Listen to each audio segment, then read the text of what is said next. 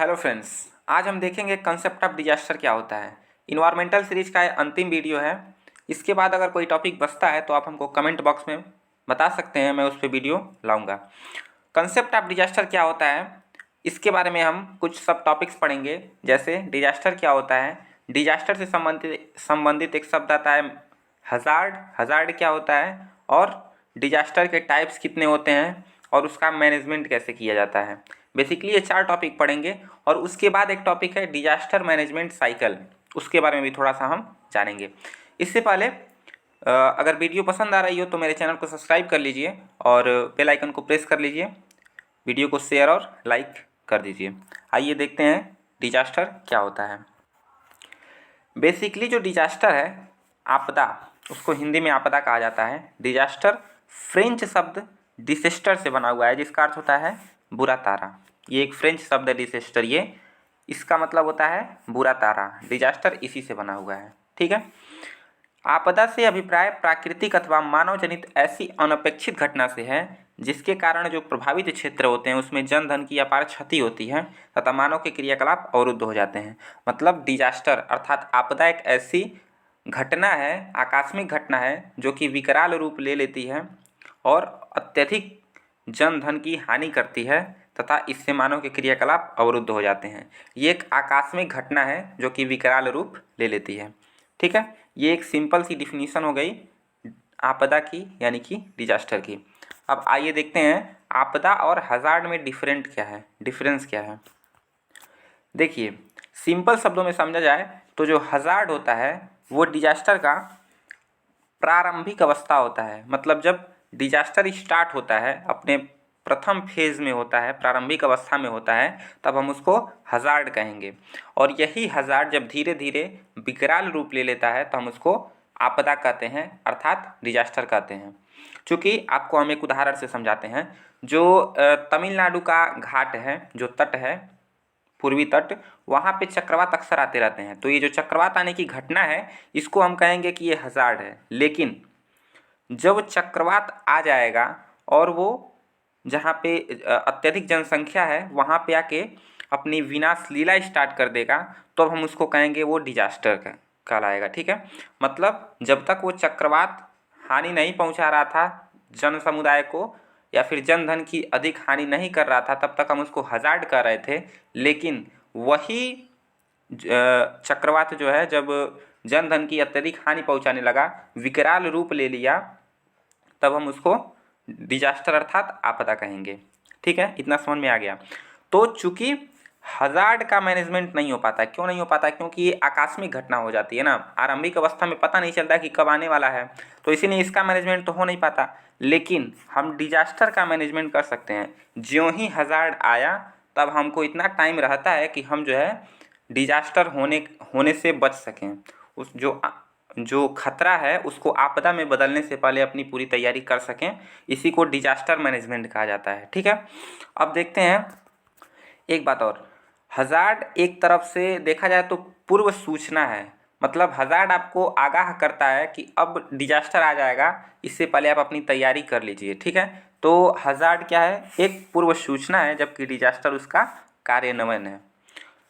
Hazard और disaster में एक अंतर यह भी है कि हज़ार्ड से जन धन की हानि कम होती है, जबकि डिजास्टर से विकराल रूप से जन धन की हानि होती है। मैंने आपको बताया कि जब स्टार्टिंग फेज में रहता है तो जो चक्रवात है वो अभी समुद्र में ही होगा, ठीक है। लेकिन जब धीरे धीरे वो जनसंख्या बाहुल्य क्षेत्र में आएगा, जहाँ पे अधिक जनसंख्या है, जहाँ पे अधिक जन धन है, तो वहाँ पे अगर अधिक से अधिक वो नष्ट करता है चीज़ों को, तो हम उसको आपदा कहेंगे। तो ये विकराल रूप से जन धन की अधिक हानि करेगा। अब हम समझते हैं कि डिजास्टर मैनेजमेंट और उसके कितने प्रकार होते हैं। मतलब मैनेजमेंट जो किया जा रहा है वो कैसे करेंगे, और डिजास्टर के कितने प्रकार होते हैं। Then types of disaster and disaster management, इसको हम पढ़ते हैं। सबसे पहले हम जानते हैं आपदाओं के प्रकार। चूँकि अगर मैं अलग अलग डिजास्टर मैनेजमेंट का वीडियो बनाऊंगा तो बहुत लंबा सीरीज हो जाएगा, इसीलिए मैं एक एक करके इसमें समझाता जाऊंगा। आप मेरी बातों को ध्यान से सुनिएगा। आपदाओं के प्रकार में हम सबसे पहला जो आपदा होती है वो होती है प्राकृतिक आपदा। बेसिकली अगर बांटा जाए तो 2 भागों में बांट सकते हैं, एक प्राकृतिक आपदाएं और एक मानव जनित आपदाएं, ठीक है। प्राकृतिक आपदाएं में देखा जाए तो सबसे पहला होता है पृथ्वीत्तर आपदा, मतलब जो कि एक्स्ट्रा टेरेस्ट्रियल डिजास्टर। इसका मतलब क्या होता है, जो आपदाएं ब्रह्मांड से संबंधित होती हैं, चूँकि पृथ्वी से नहीं, पृथ्वी के बाहर से संबंधित होती हैं, उसको हम पृथ्वीत्तर आपदाएं कहते हैं या फिर एक्स्ट्रा टेरेस्ट्रियल डिजास्टर कहते हैं। जो उल्कापिंड गिरता है वो इसी आपदा के अंतर्गत आता है। उल्कापिंड का गिरना, उल्कापिंड के गिरने से क्या होता है, बहुत बड़े बड़े पृथ्वी पर गड्ढे बन जाते हैं, जिसमें बहुत बार बरसात होने पे उसमें पानी भर जाता है, झील के रूप में हो जाता है। जैसे महाराष्ट्र में एक झील है लोनार झील, ये इसी उल्कापिंड की वजह से ही बना हुआ है। दूसरा एक है सूर्यकलंक। सूर्यकलंक जब लगता है तो इससे कैसे आपदा आती है, सूर्यकलंक लगने से अत्यधिक मात्रा में सूर्य से टेम्परेचर पृथ्वी पर आता है, जिससे सूर्यकलंक आ जाता है। और सूर्य से जो तापमान निकलता है वो यहाँ पे आके ग्लोबल वार्मिंग को बढ़ावा देता है। अतः ये भी देखा जाए तो एक आपदा है जिसको पृथ्वीत्तर आपदा के रूप में लिया जा सकता है। तो ये हो गया एक्स्ट्रा टेरेस्ट्रियल डिजास्टर।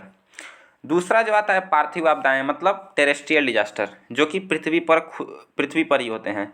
तो पृथ्वी पर होने वाली आपदाओं को हम मुख्यतः 3 भागों में बांट लेते हैं। सबसे पहला स्थलमंडलीय आपदाएं, दूसरा वायुमंडलीय अथवा जलवायु आपदाएं, जलवायु संबंधित आपदाएं, और तीसरा जो है वो जलमंडलीय आपदाएं। ठीक है, तो 3 भागों में बांट के इसको हम पढ़ते हैं। सबसे पहला है स्थलमंडलीय आपदाएं। स्थलमंडलीय आपदाएं में सबसे पहला जो आता है वो आता है ज्वालामुखी। अब हम एक एक करके थोड़ा थोड़ा सबके बारे में बताते जाएंगे और उससे बचाव के लिए क्या क्या उपाय किए जा सकते हैं, अर्थात डिजास्टर मैनेजमेंट के लिए क्या क्या किए जाते हैं, उसके बारे में हम बताएंगे। ज्वालामुखी क्या होता है, चूँकि आपको इन सब चीज़ों से तो आप परिचित होंगे ही। ज्वालामुखी क्या होता है, चूँकि लावा जब पृथ्वी से बाहर निकलता है तो एक विकराल रूप ले लेता है, उसको हम ज्वालामुखी कहते हैं। ठीक है, तो इससे कैसे बचा जा सकता है, चूँकि हम लोग डिजास्टर मैनेजमेंट का टॉपिक पढ़ रहे हैं तो ये समझते हैं कि कैसे इससे बचा जा सकता है। तो जितने भी प्राकृतिक आपदाएं हैं उनसे बचने के लिए, चूँकि उनको एकदम बंद तो नहीं किया जा सकता, लेकिन बचाव के उपाय किए जा सकते हैं। तो हम ये कह सकते हैं कि ज्वालामुखी जो क्षेत्र हैं, जैसे सुषुप्त ज्वालामुखी जो क्षेत्र है, जहाँ पे रुक रुक के ज्वालामुखी का वो होता रहता है, तो वहाँ पे जो है हमको किसी प्रकार का डेवलपमेंट जो है, सांस्कृतिक भूदृश्य नहीं बनाना चाहिए, किसी भी तरह का डेवलपमेंट नहीं करना चाहिए, क्योंकि अगर फिर से वहाँ पे वॉल्केनो आएगा तो सारा नष्ट हो जाएगा। तो हम इसको बंद तो नहीं कर सकते हैं, लेकिन हम वहाँ पे सावधानी बरत सकते हैं। ठीक है, इसी तरह दूसरा है भूकंप। भूकंप से क्या होता है, भूकंप में क्या होती है, पृथ्वी में कंपन स्टार्ट हो जाता है।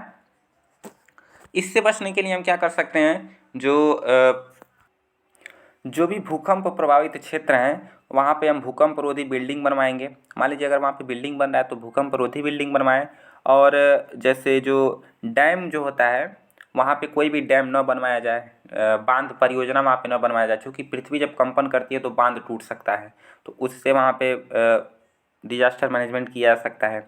फिर से जो सिस्मोग्राफ जिससे भूकंप नापा जाता है उसको जो है सावधानीपूर्वक जो है हर एक इंसान के पास उसका एक ऐप इंस्टॉल करवा के भूकंप आने से पहले उसको सूचना भेज देनी चाहिए। ठीक है, अब जो तीसरा है वो है भूस्खलन अर्थात लैंडस्लाइड। लैंडस्लाइड क्या होता है, बेसिकली पृथ्वी पे जो भूमि होता है, भूमि का खिसकना जो है लैंडस्लाइड कहलाता है। ठीक है, तो इससे बचाव के लिए क्या हमको करना चाहिए, तो फॉरेस्टेशन इसका सबसे अच्छा उपाय है, वृक्षारोपण।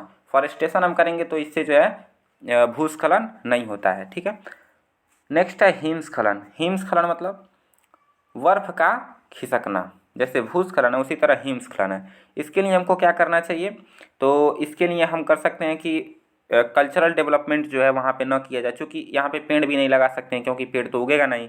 तो हिमस्खलन के लिए क्या करना चाहिए, वहाँ पे कोई भी जो हमारा सांस्कृतिक भूदृश्य है उसका निर्माण नहीं करना चाहिए, कल्चरल जो भूदृश्य है उसका निर्माण नहीं करना चाहिए। ठीक है, तो इसको हम कहते हैं हिमस्खलन से कैसे बचा जा सकता है, मैंने ये आपको बताया। चूँकि ये जितने भी थे स्थलमंडलीय आपदा ये आंतरिक बल की वजह से हो रहे थे। ठीक है, अब जो मैं आपको बता रहा हूँ ये बाह्य बल की वजह से जो स्थलमंडल पे आपदाएं आती हैं उसके बारे में देखिए। नदियाँ क्या करती हैं, कई बार ऐसा होता है कि नदियाँ अपना रास्ता बदल लेती हैं और पूरा का पूरा जो है गाँव ही समाप्त हो जाता है। जैसे आपने कोसी के बारे में सुना होगा, बिहार का, वो हर साल जो है अपना रास्ता बदल देती है। ठीक है, तो इससे बचाव के लिए हमको क्या करना चाहिए, चूँकि नदियों पर ऊँचे ऊँचे बांध बनाना चाहिए, ठीक है, और उससे भी कुछ हमको सहायता मिलेगी।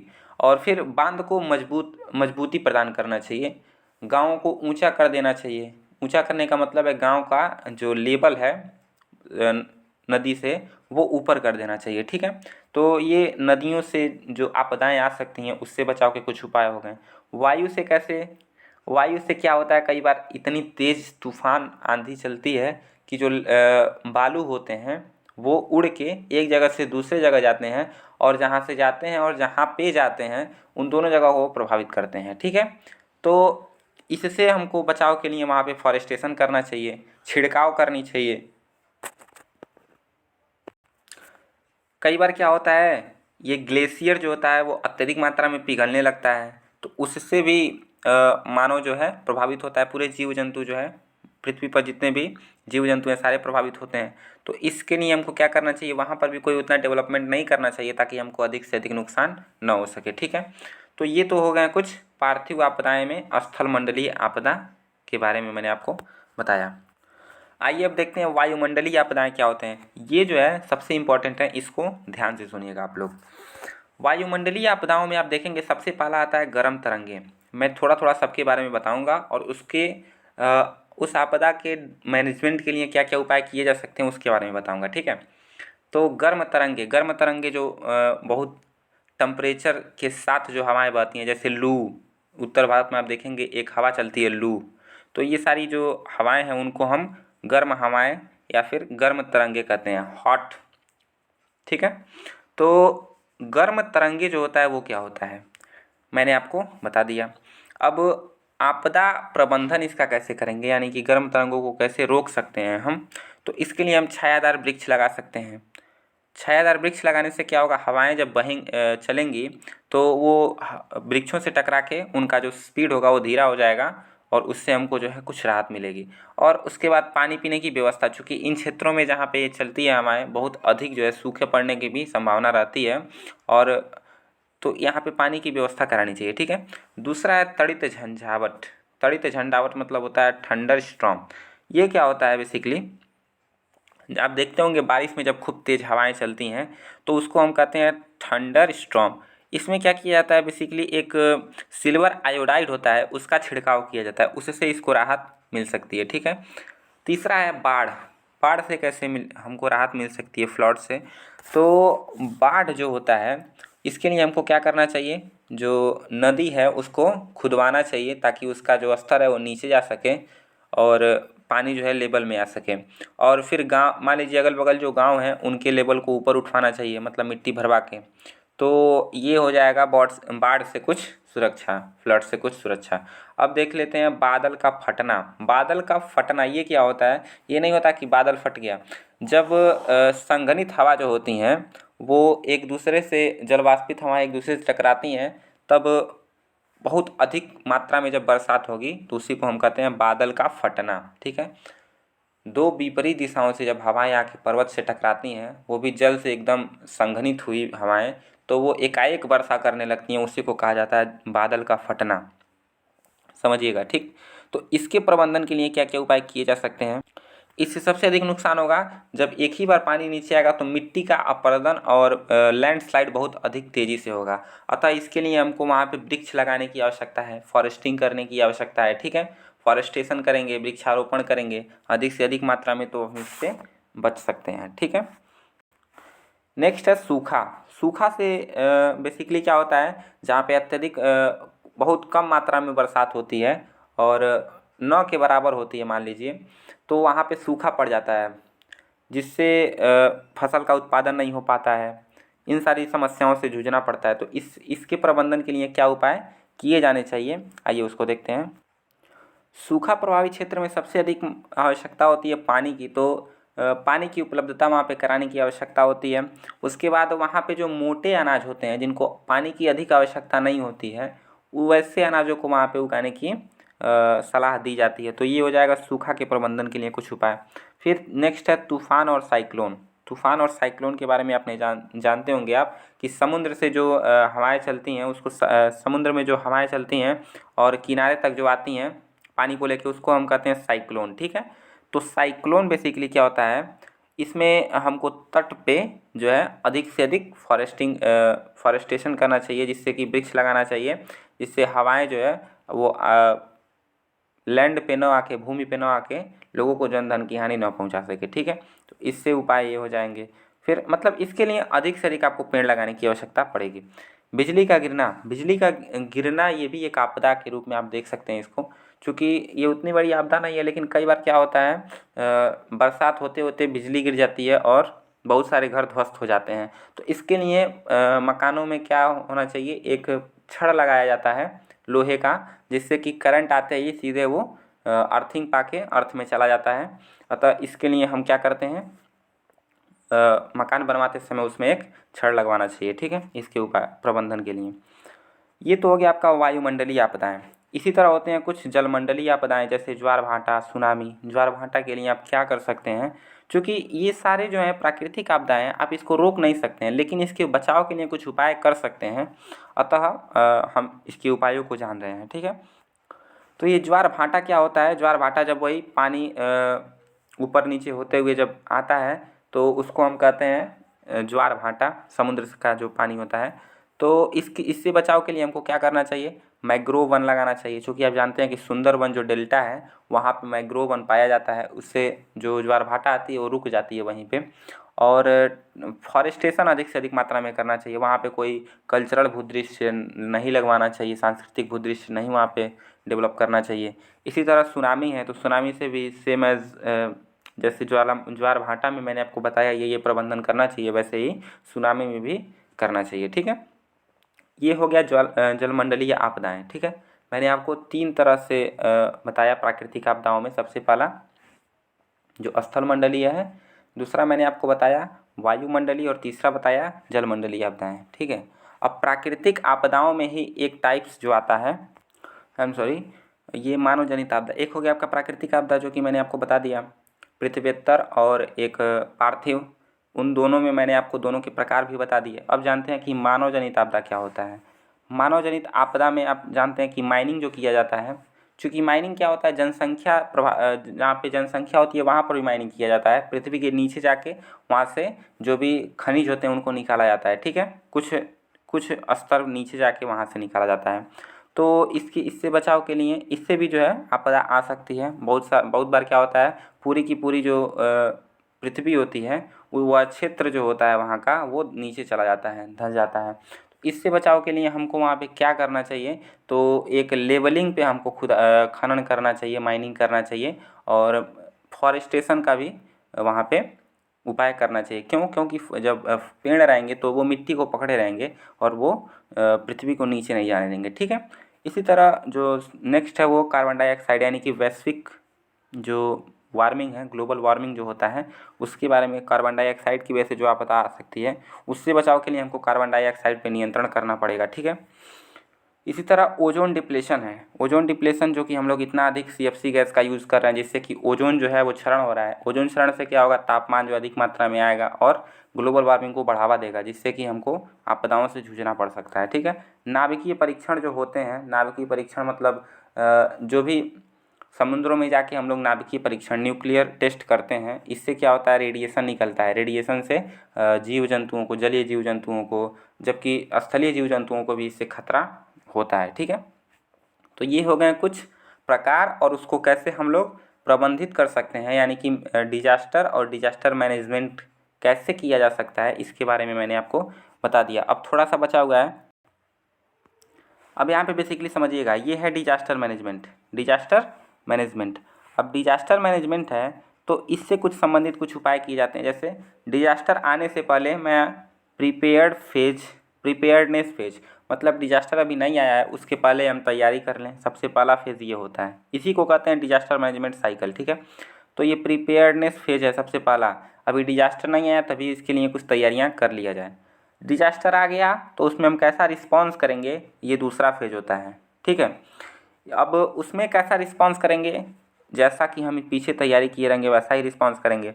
और डिजास्टर जब ख़त्म हो गया तो हम उसका रिकवरी कैसे करेंगे, अर्थात हम कैसे जो है सुधार लाएंगे। रिकवरी फेज ये है तीसरा। और जो चौथा फेज आता है वो आता है mitigation phase. Mitigation phase basically क्या होता है कि जिस तरह पहले स्थिति थी उसी तरह स्थिति लाने के लिए हम यहाँ पे प्रयास करते हैं। मतलब डिजास्टर मैनेजमेंट के 4 फेज हैं। सबसे पहला preparedness phase, response phase, recovery phase और मिटिगेशन फेज। ये 4 फेज हैं जिसकी सहायता से हम डिजास्टर मैनेजमेंट करते हैं। तो ये था आज का हमारा टॉपिक। मैंने उम्मीद है मुझे कि आपको वीडियो समझ में आई होगी। वीडियो अगर अच्छी लग रही हो तो वीडियो को लाइक कीजिए, ना अच्छी लगे तो डिसलाइक भी कर सकते हैं। चैनल को सब्सक्राइब कर लीजिएगा और वीडियो को शेयर कर दीजिएगा। अगर कोई डाउट हो तो कमेंट बॉक्स में पूछ सकते हैं, और अगर कुछ टॉपिक छूट गया हो तो भी आप बताइएगा, मैं उस पर भी वीडियो लाऊंगा। धन्यवाद।